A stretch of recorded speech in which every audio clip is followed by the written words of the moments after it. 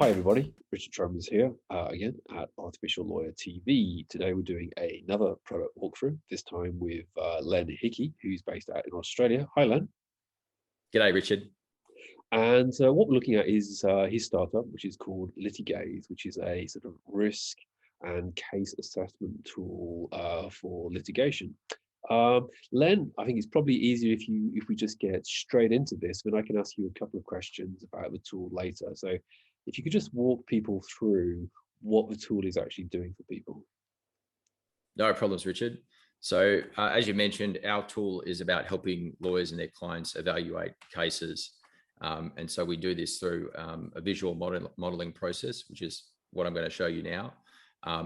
But our focus is really about helping clients and lawyers in these really complex, difficult conundrums they might face when they're talking about what's a case worth, should a settlement offer be accepted, and these sort of questions. So that's the sort of space we're looking at with our tool. So if you're happy for me to just take you through an example, again, every case I've been in, so I'm a practicing lawyer, I should say, a litigation lawyer. And in every case, you'll find there's a point in time where someone asks a question about what's this case worth. Commonly, that'll happen if there's a mediation process as part of the case.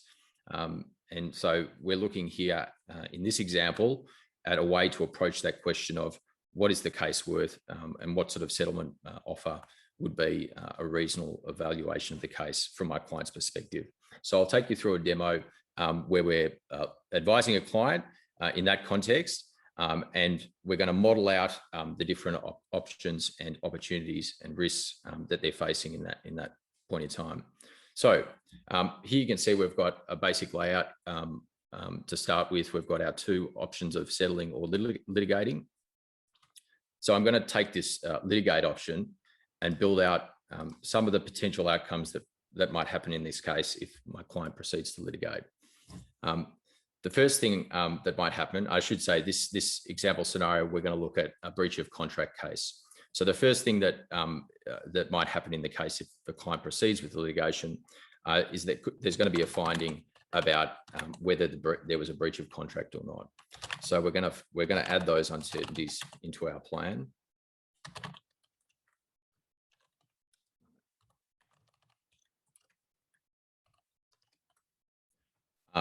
And what I've just done there is added what we call a card.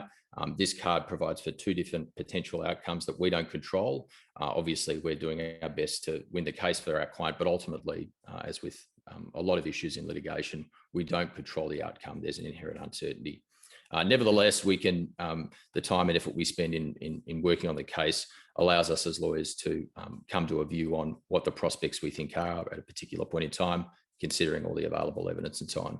So I'm going to say in this case that I think the prospects of the court finding that there's a breach of contract are around 70%. And again, that's a point in time assessment based on the evidence I know now.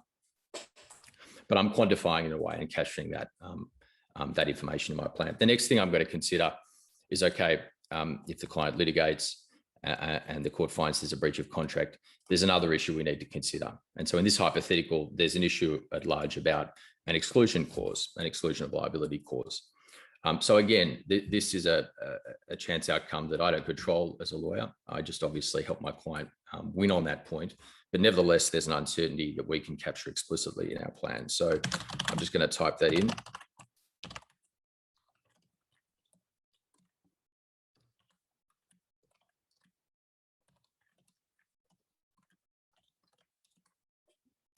So in this case, I think there's probably a 50-50 chance of the court going either way on this issue.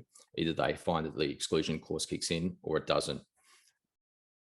If the court finds there's no exclusion clause and there's been a breach of the contract, the next thing we're going to look at in this sort of simplified example is the ultimate question of damages, because in that case, our client will have established liability.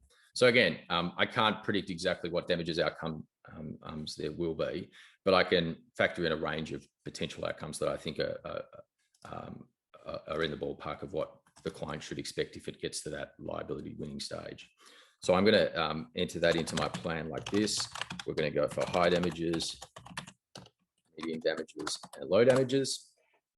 And I'm going to set the probabilities in this case with the sort of two outlying cases of high and low damages 20% and medium damages at 60. So that's the most likely outcome.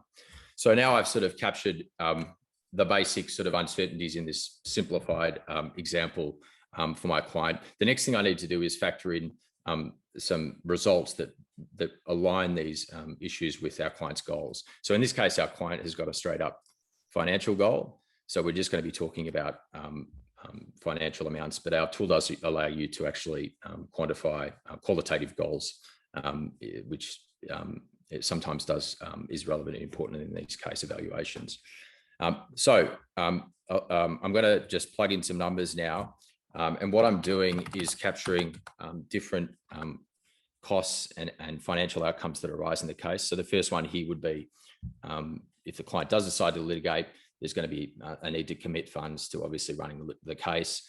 As a lawyer, I can estimate that to my client. So in this case, I'm estimating that it's going to be $200,000 to run the case.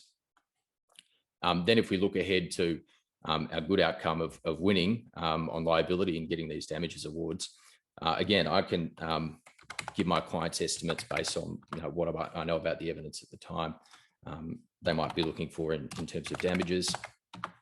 And again, I'm factoring in a high, medium, low ranges, which is a typical way to approach these sort of questions in economic modelling at best, worst, and base case. So this is the sort of basic structure of my plan.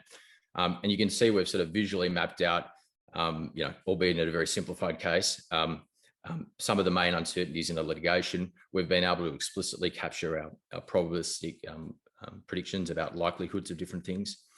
And we've also been able to factor in, financial repercussions for different things happening. And what you can see is we end up with, a range of different potential end results. And this is all great in terms of visually communicating with clients about, the different possibilities for a case to get that sort of big picture view on things, while also maintaining a level of detail so you don't miss important factors. What's also been happening while we've been building out our visual model is we've been actually creating behind the scenes through Litigaze's tools, a robust scientific model. And this is a model that's built on an area of science called decision science. And what it allows us to do is actually use all of these different inputs in terms of probabilities, financial outcomes, and so on, and calculate a weighted average of the case in the form of a number that we evaluate the case on. So that involves, a bit of maths and a bit of understanding of the decision science, but ultimately the way that, it's very simple to do in the tool. And this is our sort of insights area.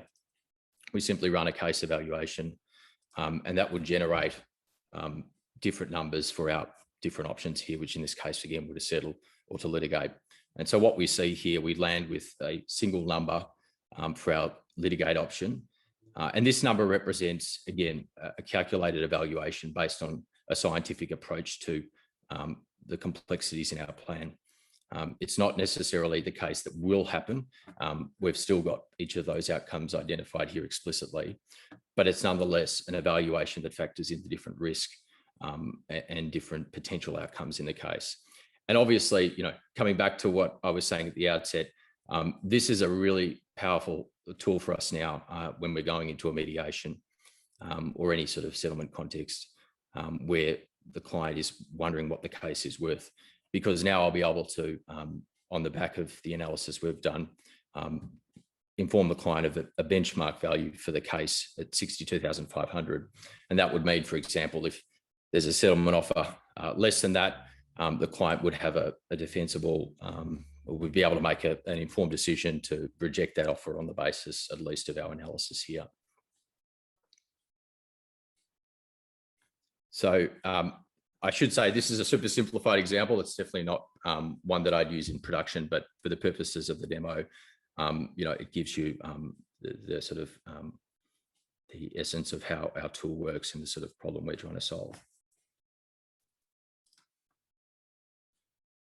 Thanks, Lance. Really interesting. We'll have to leave it there because we have to try and keep these relatively short. But let's just go back to the, you might say, the origin story. And just very briefly, you were explaining to me before off camera So how did this come about? Why did you build this?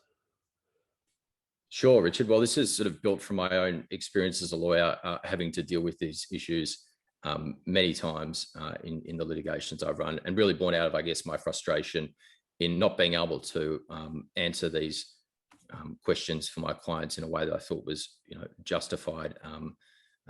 Sort of the money they were spending on me and the time and effort we were putting into the case. So really, this was something a challenge that I wanted to meet through, the software we've built, by being able to ultimately help clients, who are facing really difficult decisions in litigation, whether it's in a settlement or even other circumstances, but being able to get them to the point where you can say, listen, we've done a robust analysis. We've done it in a way that probably the CFO of the company would be satisfied with as well, in terms of the modeling and the numbers that go into it. But really ultimately getting to that point where we can benchmark the case in a way that's much more accurate, much more considered than just sort of a best case, worst case, and these sort of rough and ready approaches that are often used in practice. Fantastic. Just last question, because obviously the audience is very international. Would this be able to be adapted to the UK, for example, or are there aspects here that are so particular to Australia that you couldn't really use it outside of Australia? Well, no, the great thing about our tools is it's totally universal. And this is really because it's built on the back of this decision science, which doesn't, it doesn't matter sort of what jurisdiction you're in or what laws are. What we're really doing is breaking down those issues into the really core components. And again, it might be, you have to adjust your plan in different jurisdictions, but that wouldn't prevent you doing that. No, it's definitely international application, we think. Fantastic. And just very last thing, if people do like the look of this and they want to get hold of it, are you fully up and running? Can they get a license, or would they have to do like a demo, a pilot with you, or how would this work? No, so we're fully online and operational. You can jump on a free 14-day trial to try out all our features, and then there's paid plans beyond that. But of course, happy to give people demos if you want to know more. So that would be cool too. Fantastic. Thanks, Len. Thank you very much. Take care. Thanks, Richard.